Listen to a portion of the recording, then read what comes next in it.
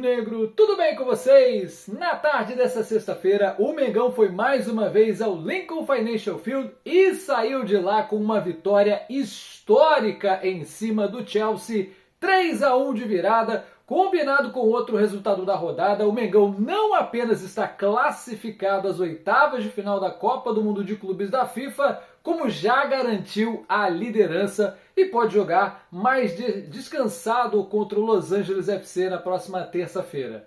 Antes de falar sobre essa partida, eu preciso lembrar você que já está disponível o clube de membros aqui do Covil Rubro Negro. Tem 3 faixas para você escolher: R$ 2,99, R$ 6,99 e R$ 14,99 por mês, cada uma com o seu nível de vantagens. É um precinho pequenininho, um refrigerante, um lanche que você deixa de consumir e ajuda demais o nosso trabalho a continuar. Para começo de conversa, tem um grupo de WhatsApp só com outros membros para você trocar ideia, saber em primeira mão das notícias do Mengão, inclusive a escalação que sai primeiro lá, não perde essa chance. Você tem também emojis exclusivos para usar em qualquer uma das lives do Covil, um selinho para mostrar quanto tempo você colabora com o canal que mais cresce no YouTube, leitura e resposta prioritária de comentários, vídeos que chegam primeiro para quem é membro e vídeos que só quem é membro consegue ver, além de sorteios. Não perde mais tempo, clica já no Seja Membro e venha fazer parte dessa família.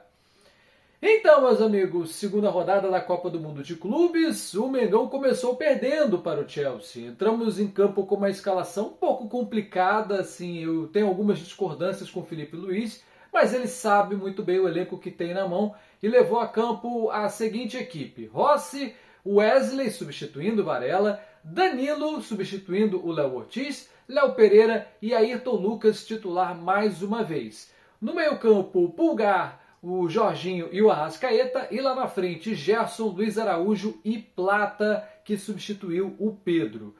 Algumas alterações feitas, óbvio, vai ter que rodar o elenco. O próprio técnico do Chelsea já tinha dito em entrevista coletiva: vou ter que rodar 3, 4 jogadores por partida, porque é muito exaustivo, é fim de temporada e está um calor imenso lá nos Estados Unidos. Isso, é claro, comparado com o que os europeus estão acostumados a encarar, até porque nessa época do ano eles já costumam estar de férias.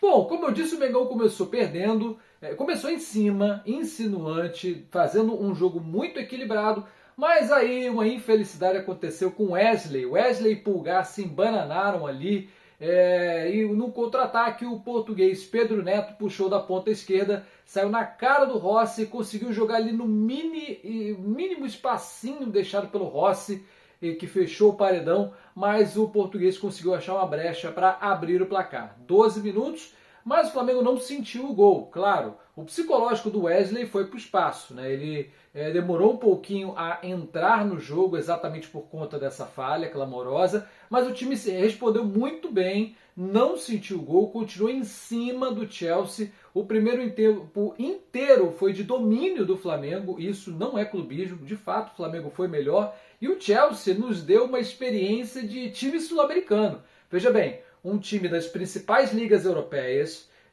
da top 5 europeu, né, da Premier League, atual campeão da Conference League, né, a terceira competição europeia, e treinado por um italiano e jogou como se fosse um time latino, como se fosse um time sul-americano.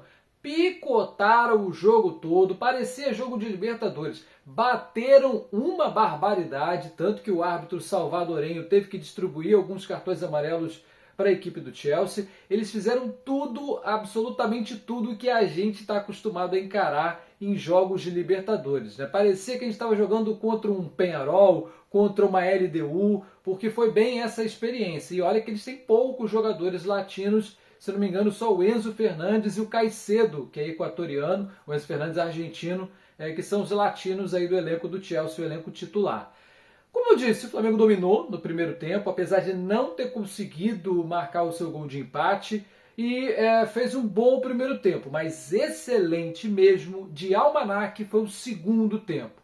O Filipe Luís, apesar de não ter mexido na equipe, ele bancou as suas convicções. Eu teria tirado o Wesley no intervalo, porque ele já não estava apresentando boas condições. Mas fez um bom segundo tempo o Wesley, fez valer a permanência, né? A aposta que o Filipe Luís fez deixando ele para o segundo tempo.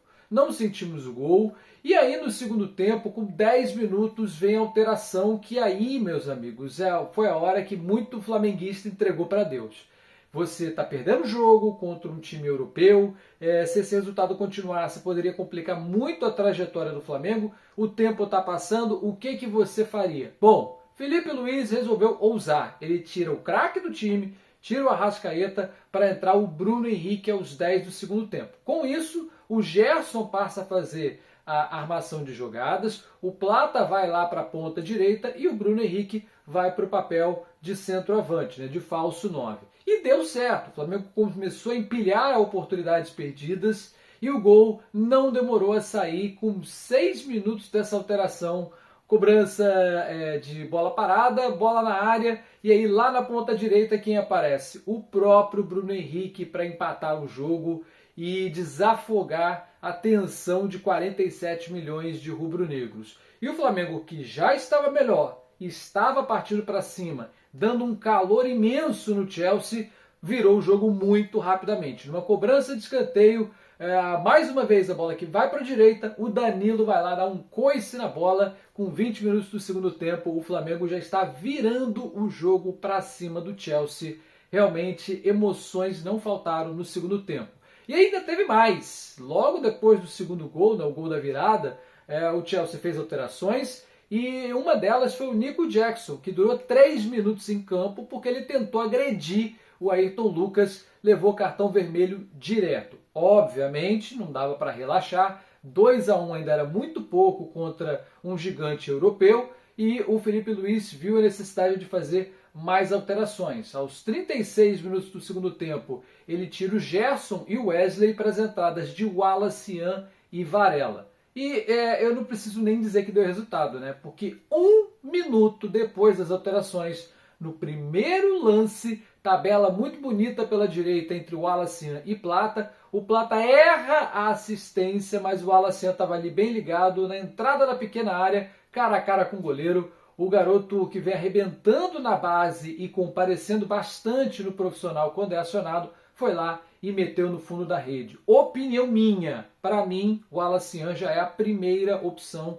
de reserva para a ponta direita. Eu não teria entrado nesse jogo com o Plata sabendo do potencial do Wallace Ian, mas ele fez exatamente para matar o jogo. Quando eu vi que ia entrar o Wallace Ian, eu vi que o Felipe Luiz queria matar o jogo e foi isso que o menino foi lá e fez. Com 1 minuto em campo, nosso artilheiro de 20 anos, garoto do Ninho, foi lá e botou no fundo da rede.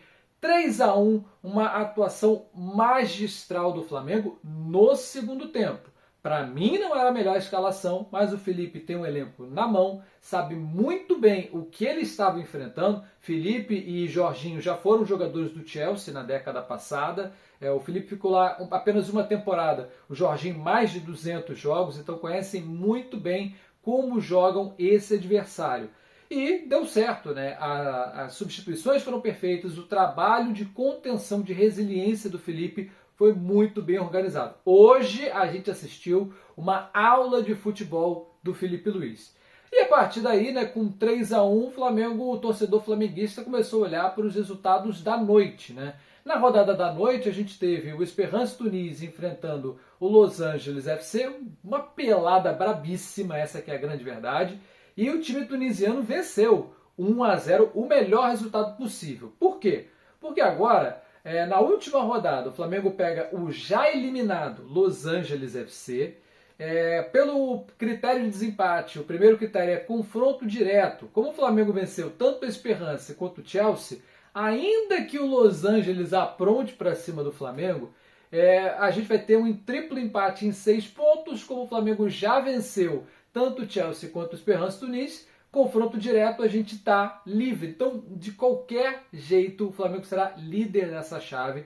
Já pode cravar lá que o D1 nas oitavas de final é o Mengão. Ninguém tira essa liderança da gente. Mas tudo indica que o Flamengo vai fechar essa fase com 9 pontos. Pode até poupar alguns jogadores. O Los Angeles não tem mais nada com esse campeonato.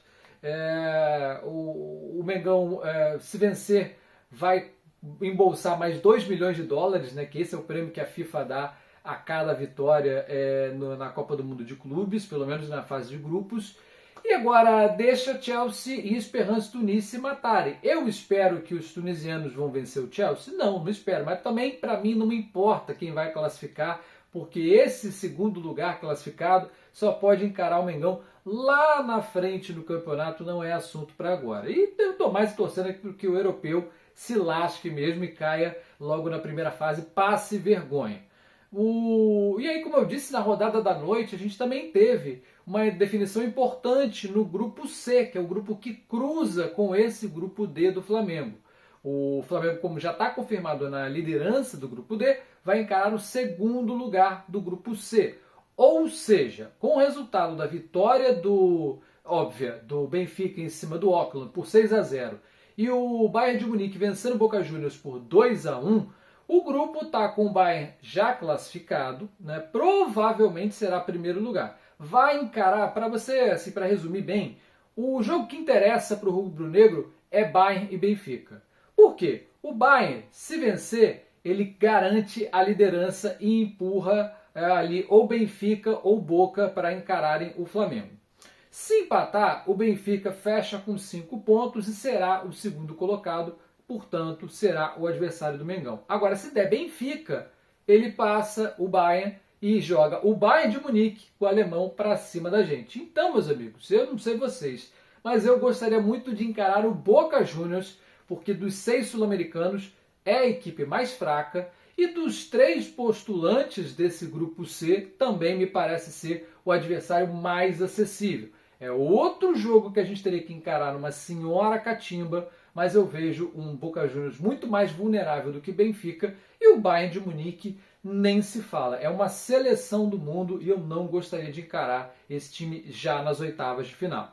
O Mengão volta a campo contra o Los Angeles FC na próxima terça-feira, dia de São João, na noite de São João, às 10 horas da noite, horário de Brasília. Esse jogo sendo organizado na Flórida. O Flamengo deixa o Philadelphia e agora vai jogar lá no sul dos Estados Unidos com um clima mais tropical.